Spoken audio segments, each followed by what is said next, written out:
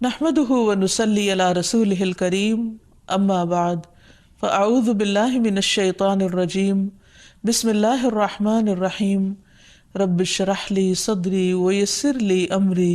واحلل عقدة من لساني يفقهوا قولي۔ السلام علیکم ورحمۃ اللہ وبرکاتہ۔ ناظرین، پروگرام دعا کیجیے کے ساتھ آپ کی خدمت میں حاضر ہیں۔ آج ہم انشاءاللہ ازواج اور اولاد کے لیے کی جانے والی دعاؤں کے بارے میں بات کریں گے کہ قرآن و سنت میں ہمیں اس بارے میں کیا رہنمائی ملتی ہے۔ دعا ایسی چیز ہے جو انسان کی تقدیر کو بدل دیتی ہے۔ عام طور پر ہم اپنے خاندانی زندگی میں، گھریلو زندگی میں جب پریشان ہوتے ہیں تو ہم سمجھتے ہیں کہ شاید یہ مشکلات زندگی کا حصہ ہیں اور ان میں کبھی کوئی تبدیلی نہیں ہو سکتی،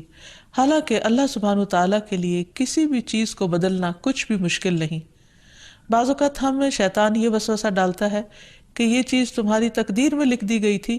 اس لیے اب اس سے کوئی نجات کا راستہ نہیں۔ حالانکہ حدیث میں واضح طور پر آتا ہے، رسول اللہ صلی اللہ علیہ وسلم نے فرمایا، کوئی چیز تقدیر کو بدل نہیں سکتی سوائے دعا کے، اور کوئی چیز عمر میں اضافہ نہیں کرتی سوائے نیکی کے۔ یعنی اگر انسان دوسروں کے ساتھ خیر و بھلائی کرتا رہتا ہے تو یہ چیز اس کے عمر میں اضافے کا ذریعہ بنتی ہے۔ جیسا کہ ہم نے پہلے بھی ذکر کیا تھا کہ دعا کی قبولیت کے لیے ضروری ہے کہ پہلے ہم اللہ سبحانہ وتعالیٰ کی تعریف بیان کریں۔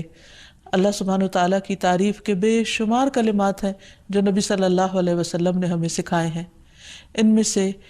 ایک یہ بھی ہیں، مصعب بن سعد اپنے والد سے روایت کرتے ہیں کہ ایک اعرابی رسول اللہ صلی اللہ علیہ وسلم کی خدمت میں حاضر ہوا اور عرض کیا کہ یا رسول اللہ، مجھے ایسا کلام سکھائیں جسے میں پڑھتا رہوں۔ آپ نے فرمایا، کہو لا الہ الا اللہ وحدہ لا شریک لہ، اللہ اکبر کبیرا والحمد للہ کثیرا، سبحان اللہ رب العالمین، لا حول ولا قوة الا باللہ العزیز الحکیم۔ اللہ کے سوا کوئی الہ نہیں، وہ اکیلا ہے، اس کا کوئی شریک نہیں، اللہ سب سے بڑا ہے، بہت بڑا، اور تمام تعریفیں اللہ کے لیے ہیں، بہت زیادہ۔ پاک ہے اللہ جو تمام جہانوں کا رب ہے، نہیں کوئی برائی سے بچنے کی ہمت اور نیکی کرنے کی قوت سوائے اللہ کے جو بہت زبردست حکمت والا ہے۔ تو بات یہ ہے کہ جب بھی ہم اپنے خاندانی حالات، گھریلو زندگی، اپنے ازواج یا اولاد کے سلسلے میں کچھ بھی پریشان ہو تو اللہ سبحانہ وتعالیٰ سے خوب خوب دعا کریں، اور دعا سے پہلے اللہ تعالیٰ کی حمد و ثنا بیان کریں۔ جہاں تک ازدواجی زندگی کا تعلق ہے تو اللہ سبحانہ وتعالیٰ نے شوہر اور بیوی کا رشتہ باہم ایک دوسرے سے سکون حاصل کرنے کے لیے بنایا ہے، اور اگر گھریلو زندگی میں دونوں کے درمیان سکون ہی نہ ہو، کوئی خوشی ہی نہ ہو، باہم محبت اور رحمت ہی نہ ہو تو زندگی ویران ہو کر رہ جاتی ہے۔ اللہ سبحانہ وتعالیٰ قرآن مجید میں شادی کی حکمت کو بیان کرتے ہوئے فرماتے ہیں، وَمِنْ آيَاتِهِ أَنْ خَلَقَ لَكُم مِّنْ أَنفُسِكُمْ أَزْوَاجًا لِتَسْكُنُوا إِلَيْهَا وَجَعَلَ بَيْنَكُم مَّوَدَّةً وَرَحْمَةً إِنَّ فِي ذَلِكَ لَآيَاتٍ لِقَوْمٍ يَتَفَكَّرُونَ۔ اور اس کی نشانیوں میں سے ایک یہ ہے کہ اس نے تمہاری ہی جنس سے تمہارے لیے بیویاں پیدا کی تاکہ تم ان کے پاس سکون حاصل کرو، اور تمہارے درمیان محبت اور رحمت پیدا کر دی۔ غور و فکر کرنے والوں کے لیے اس میں کئی ایک نشانیاں ہیں۔ یعنی اللہ سبحانہ وتعالیٰ نے تو فطری طور پر انسان کے اندر ایک دوسرے کے لیے کشش رکھی ہے، محبت رکھی ہے، لیکن اگر وہ کسی وجہ سے ختم ہو گئی ہے یا موجود نہیں ہے تو یہ بھی انسان کی زندگی میں ایک بہت بڑا دکھ اور آزمائش ہوتی ہے۔ تو اس سے نکلنے کے لیے اللہ تعالیٰ کی مدد اور اس کا سہارا لینا چاہیے، اور کسی بھی غلط قسم کے کام سے بچتے ہوئے اللہ تعالیٰ سے عاجزی کے ساتھ گڑ گڑا کر اس رشتے کی محبت اور خوشی کے لیے دعائیں کرنی چاہیے۔ پہلی بات تو یہ ہے کہ شادی سے پہلے ہمیں اسلام نے اچھے رشتوں کے انتخاب کا ایک معیار دیا ہے۔ مثلاً شوہر کے انتخاب کے لیے جو ہمیں حدیث ملتی ہے اور نبی صلی اللہ علیہ وسلم نے جو کرائیٹیریا دیا ہے، اس میں آتا ہے کہ اگر تمہارے پاس کوئی ایسا شخص نکاح کا پیغام بھیجے جس کے دین اور اخلاق سے تم مطمئن ہو تو اس سے اپنی بیٹی کا نکاح کر دو، اگر ایسا نہیں کرو گے تو زمین میں فتنہ اور زبردست فساد برپا ہوگا۔ تو اس حدیث سے یہ پتہ چلتا ہے کہ شادی سے پہلے انسان کو ضرور یہ دیکھنا چاہیے کہ جہاں وہ اپنی بیٹی کو بیاہ رہا ہے اس شخص کا اخلاق، کردار، مزاج کس قسم کا ہے۔ یعنی محض کسی دنیاوی فائدے یا کسی کے مال یا بظاہر زینت اور رونق کو دیکھ کر شادی نہیں کرنی چاہیے، بلکہ دین کو معیار بنانا چاہیے۔ پھر اسی طرح لڑکی کے انتخاب میں بھی جو بات ہمیں بتائی گئی وہ یہی کہ لڑکی سے 4 چیزوں کی بنیاد پر شادی کی جاتی ہے،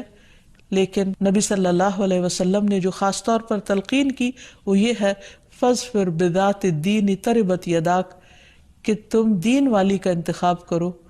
تمہارا بھلا ہو، یعنی لڑکی بھی نیک ہو، اللہ تعالیٰ سے ڈرنے والی ہو۔ اسی لیے ہم دیکھتے ہیں کہ خطبہ نکاح کے اندر اللہ سبحانہ وتعالیٰ 3 آیات میں 4 دفعہ اللہ کے تقوی کا حکم دیتے ہیں،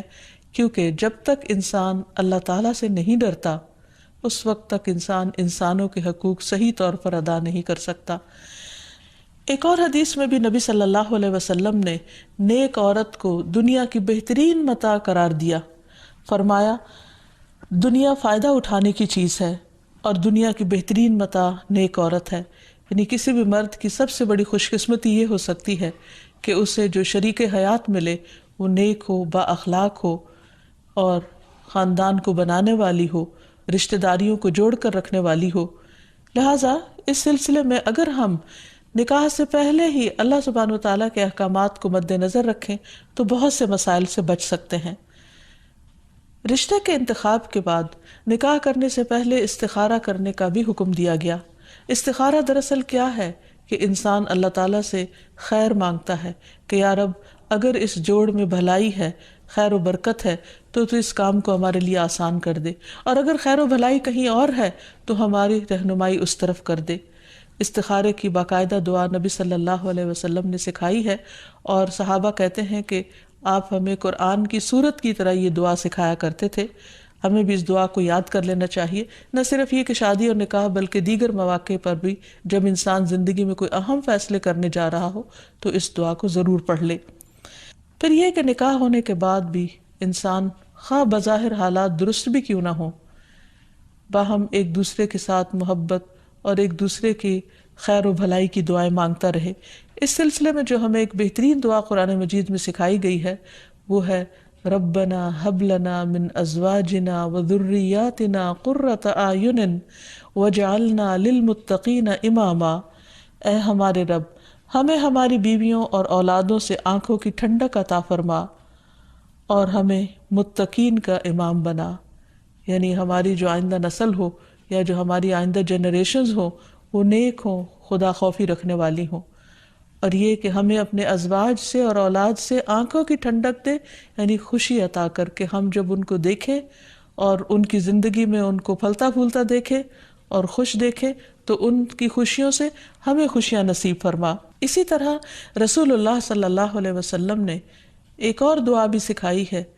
کہ جس میں برے ساتھی اور ایسے شوہر یا ایسی بیوی سے پناہ مانگی گئی ہے کہ جو انسان کو وقت سے پہلے بوڑھا کر دیں۔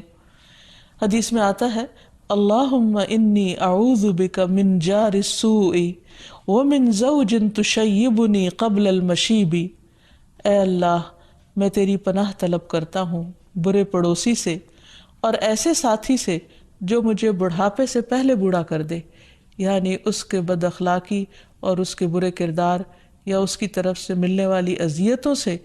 انسان اپنی صحت کو کھو دے یا اس کی جان کو روگ لگ جائے، تو ایسے صورت میں بھی دعا سکھائی گئی ہے اور اس کو پڑھتے رہنا چاہیے، کیونکہ شیطان کا سب سے پسندیدہ کام یہی ہے کہ وہ شوہر اور بیوی کے درمیان اختلاف پیدا کرے اور ان دونوں کو باہم ایک دوسرے سے جدا کرے یا ایک دوسرے کے لیے باعث اذیت بنا دے۔ ایک انسان کے پاس اگر دنیا بھر کی دولت بھی ہو اور اگر وہ انتہائی کامیاب انسان ہو لیکن اس کے گھر میں سکون نہ ہو، اس کے گھر میں خوشی نہ ہو، یا جو سب سے قریبی ساتھی ہے اس کے ساتھ اس کی نہ بنتی ہو، تو انسان کے لیے ایک بہت بڑی آزمائش ہے۔ تو اس لیے انسان کو ہمیشہ چوکنا رہنا چاہیے انسانی شیطانوں سے بھی اور جناتی شیطانوں سے بھی، کہ وہ اس رشتے کے اندر کسی قسم کا کوئی خلل پیدا کرے۔ اسی طرح ازواج کے علاوہ اولاد کے لیے بھی ہمیں قرآن و سنت میں دعائیں سکھائی گئی ہیں اور ان کا بھی اہتمام کرنا چاہیے۔ انسان اپنی زندگی میں اپنی بہترین کمائی اپنی اولاد ہی کو سمجھتا ہے، اور انسان اپنی زندگی کا بہترین سرمایہ اپنی اولاد پر خرچ کرتا ہے، اور اپنے بعد بھی ان کے لیے ہر طرح کی راحتیں اور نعمتیں چھوڑ کر جانا چاہتا ہے۔ لیکن اگر اولاد نیک ہو تو وہ والدین کے لیے صدقہ جاریہ بھی بنتی ہے، اور والدین کے خون پسینے کی کمائی کو ان کی زندگی میں اور ان کی زندگی کے بعد بہترین جگہوں پر استعمال کرتی ہے۔ لیکن اگر اولاد بگڑی ہوئی ہو تو زندگی میں بھی انسان کے لیے اذیت اور عذاب ہے، اور بعد میں بھی اس کے مال کو ضائع کرنے والی ہوتی ہے اور اس کے لیے بدنامی کا سبب بنتی ہے۔ اس لیے خصوصی طور پر اولاد کے لیے دعائیں کرتے رہنا چاہیے۔ نبی صلی اللہ علیہ وسلم نے فرمایا، 3 قسم کے لوگوں کی دعائیں قبول ہوتی ہیں اور ان کی قبولیت میں کوئی شک و شبہ نہیں: مظلوم کی دعا، مسافر کی دعا، اور والد کی دعا اپنی اولاد کے لیے۔ یعنی جب باپ اپنے بچوں کے لیے دعا کرتا ہے تو وہ دعا بھی قبول ہوتی ہے۔ اسی طرح نبی صلی اللہ علیہ وسلم نے اس بات سے بھی منع کیا کہ کوئی اپنی اولاد کے خلاف دعا کرے یا اس کو بد دعا دے، کیونکہ وہ بھی قبول ہو جاتی ہے اور پھر انسان کے لیے پریشانی کا باعث بنتی ہے۔ اس سلسلے میں نبی صلی اللہ علیہ وسلم نے فرمایا، اپنی اولاد کو بد دعا نہ دو، ایسا نہ ہو کہ وہ اللہ کی طرف سے قبولیت کی گھڑی ہو اور وہ تمہارے لیے قبول کر لے، اور اگر انسان کی ایسی دعا قبول ہو جائے تو پھر انسان کے لیے سخت پریشانی کا باعث ہو سکتی ہے یہ بات۔ پھر اسی طرح یہ ہے کہ اگر کسی کی اولاد نہ ہو تو اس کے لیے بھی دعا سکھائی گئی ہے، اور وہ دعا ابراہیم علیہ السلام کی دعا ہے، جس میں وہ کہتے ہیں، رب ہب لی من الصالحین، اے میرے رب مجھے نیک اولاد عطا فرما، صالح لوگوں میں سے عطا فرما۔ فبشرناہ بغلام حلیم، تو ہم نے اسے ایک بردبار بیٹے کی بشارت دی، یعنی اللہ سبحانہ وتعالیٰ نے ان کی دعا سن لی، اور یہ دعا بہت عرصے کے بعد سنی گئی تھی لیکن بہرحال سن لی گئی۔ ابراہیم علیہ السلام اللہ کے دوست تھے اور مستجاب الدعوات تھے،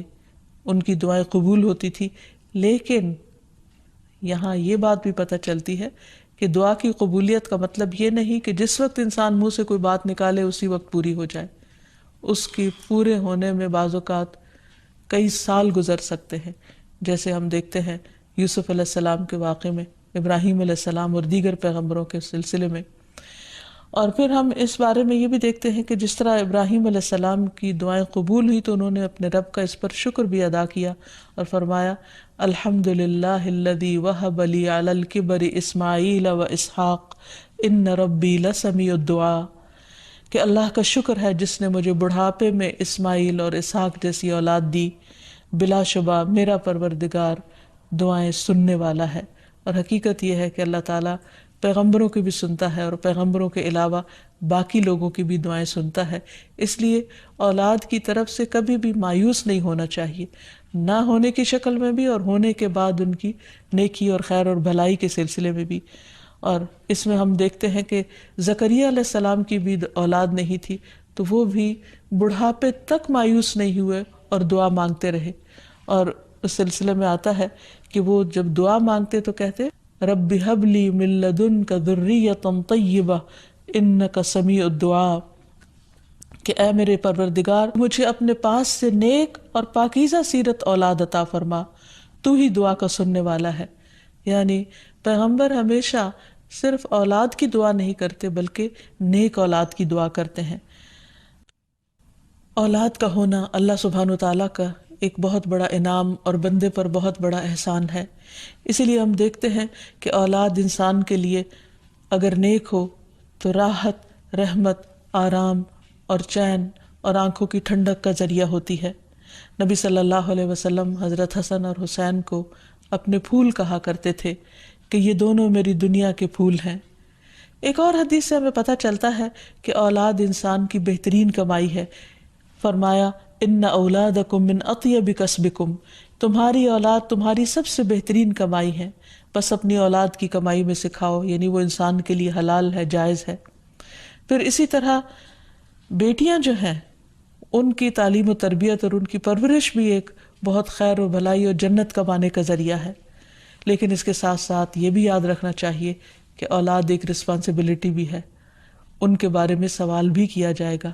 کہ ان کی تربیت کس طرح کی۔ پھر خصوصی طور پر اسے ماں کی ذمہ داری قرار دیا گیا، اگرچہ ماں اور باپ دونوں ذمہ دار ہیں، لیکن عورت سے اس کے گھر والوں یعنی اس کے بچوں کے بارے میں اس سے سوال ہوگا کہ اس نے ان کی تربیت کیسے کی۔ تو اس لیے ہم سب پر لازم ہے کہ ہم اپنے بچوں کی دینی اور دنیاوی دونوں طرح سے بہترین تربیت کرنے کی کوشش کریں۔ تو آخر میں ہم دیکھتے ہیں کہ جو دعائیں ہمیں خاص طور پر اولاد کے لیے مانگنی چاہیے وہ ان کی نیکی، تقوی اور اصلاح کی ہیں، پیدائش سے پہلے بھی اور بعد میں بھی۔ پیدائش سے پہلے رب ہب لی من الصالحین، کہ اے رب مجھے صالح اولاد عطا کر۔ پھر اسی طرح رب ہب لی من لدنک ذریۃ طیبہ انک سمیع الدعاء، اے میرے پروردگار مجھے اپنی طرف سے نیک اور پاکیزہ اولاد عطا فرما، بے شک تو ہی دعا کا سننے والا ہے۔ پھر اسی طرح اپنی اولاد کو شیطان مردود سے بچانے کی بھی دعا کرنی چاہیے، جیسے حضرت مریم علیہ السلام کی والدہ نے ان کی پیدائش کے وقت یہ دعا مانگی تھی، وَإِنِّي أُعِيذُهَا بِكَ وَذُرِّيَّتَهَا مِنَ الشَّيْطَانِ الرَّجِيمِ، اور بے شک میں اس کو اور اس کی اولاد کو شیطان مردود سے تیری پناہ میں دیتی ہوں۔ پھر اسی طرح ایسی اولاد مانگنی چاہیے کہ جو انسان کے لیگیسی کو آگے لے کر چل سکے اور اس کے علمی ورثے کو سنبھالنے والی ہو، جیسے زکریا علیہ السلام نے دعا کی تھی۔ پھر اسی طرح اولاد کے اللہ تعالیٰ کے راستے میں قبول ہونے کی بھی دعا کرنی چاہیے، جیسے حضرت مریم کی والدہ نے ان کے لیے دعا کی تھی کہ ربی انی نذرت لک ما فی بطنی محررا فتقبل منی، کہ اے میرے رب بے شک میں نے تیرے لیے اس کی نظر مانی ہے جو میرے پیٹ میں ہے کہ میں آزاد چھوڑ دوں گی، سو مجھ سے قبول فرما، بے شک تو سب کچھ سننے سب کچھ جاننے والا ہے۔ پھر اسی طرح اولاد کی دینی دنیاوی ضروریات پوری کرنے کی بھی دعا مانگنی چاہیے، جیسے ابراہیم علیہ السلام نے دعا کی تھی، ربنا انی اسکنت من ذریتی بواد غیر ذی زرع عند بیتک المحرم ربنا ليقيموا الصلاة فاجعل أفئدة من الناس تهوي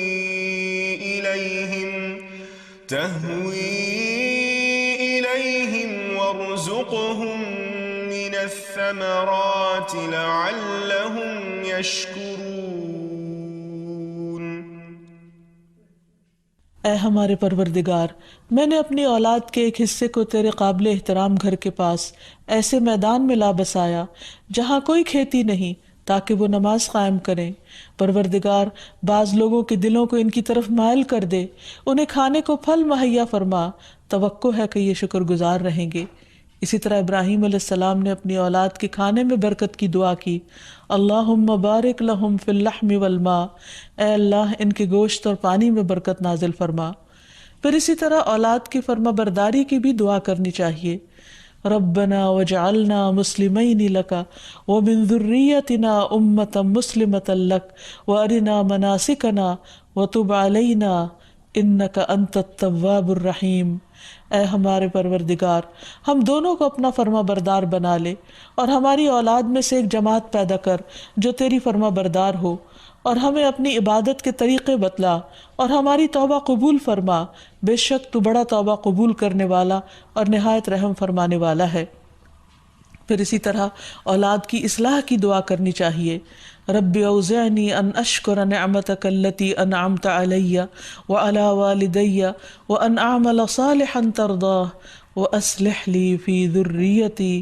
انی تبت الیک وانی من المسلمین۔ اے میرے پروردگار مجھے توفیق دے کہ میں تیرے اس احسان کا شکر ادا کروں جو تو نے مجھ پر اور میرے والدین پر کیا، اور یہ بھی کہ میں ایسے اچھے عمل کروں جو تجھے پسند ہو، اور میری خاطر میری اولاد کی اصلاح کر، میں تیرے حضور توبہ کرتا ہوں اور بلا شبہ میں فرما بردار ہوں۔ اسی طرح اولاد کے نماز قائم کرنے کی دعا کرنی چاہیے، رب اجعلنی مقیم الصلاۃ ومن ذریتی ربنا وتقبل دعا۔ اے میرے رب مجھے بھی اور میری اولاد کو بھی نماز قائم رکھنے والا بنا، پروردگار میری یہ دعا قبول فرما۔ اسی طرح اولاد کے شرک سے بچنے کی دعا کرنی چاہیے. وَجْنُبْنِي وَبَنِيَّ أَن نَعْبُدَ الْأَصْنَامَ، اور مجھے بھی اور میری اولاد کو بھی اس بات سے بچائے رکھنا کہ ہم بتوں کی عبادت کریں. پھر اسی طرح اولاد کی خرابیوں سے، پریشانی سے بچنے کی دعا بھی کرنی چاہیے، جیسے نبی صلی اللہ علیہ وسلم نے دعا سکھائی کہ وَمِن وَلَدٍ يَكُونُ عَلَيَّ رَبًّا، کہ ایسی اولاد سے مجھے بچائے یا رب جو میری آقا بن بیٹھے. پھر اسی طرح دوسروں کی اولاد اور دوسروں کے بچوں کے لیے بھی دعا کرنی چاہیے، کیونکہ انسان جب اپنے لیے خیر چاہتا ہے تو وہ خیر دوسرے کے لیے بھی پسند کرنی چاہیے، اور جب دوسرے کے لیے دعا کرے گا تو وہ خیر اس کی طرف لوٹے گی جو کسی کے لیے بھلا چاہے گا. اور اس کے لیے ہم دیکھتے ہیں کہ نبی صلی اللہ علیہ وسلم نے حضرت انس کے لیے خصوصی طور پر دعا کی تھی ان کی والدہ کی فرمائش پر، اللہم اکثر مالہ وولدہ، اے اللہ اس کے مال اور اولاد میں کثرت کر. اور ہم دیکھتے ہیں کہ حضرت انس رضی اللہ تعالیٰ عنہ کے حق میں نبی صلی اللہ علیہ وسلم کی یہ دعا قبول ہو گئی. تو اللہ تعالیٰ سے دعا ہے کہ وہ ہمیں اپنے ازواج اور اولاد میں آنکھوں کی ٹھنڈک نصیب کرے، اور یہ دعائیں ہمیں سکھا دے تاکہ ہم اپنی اولاد کی دنیا اور آخرت کی بھلائیاں مانگتے رہیں اور اللہ کی رحمت سے کبھی بھی مایوس نہ ہوں. وآخر دعوانا ان الحمد للہ رب العالمین. السلام علیکم ورحمۃ اللہ وبرکاتہ. لم أكن بدعائك رب شقيا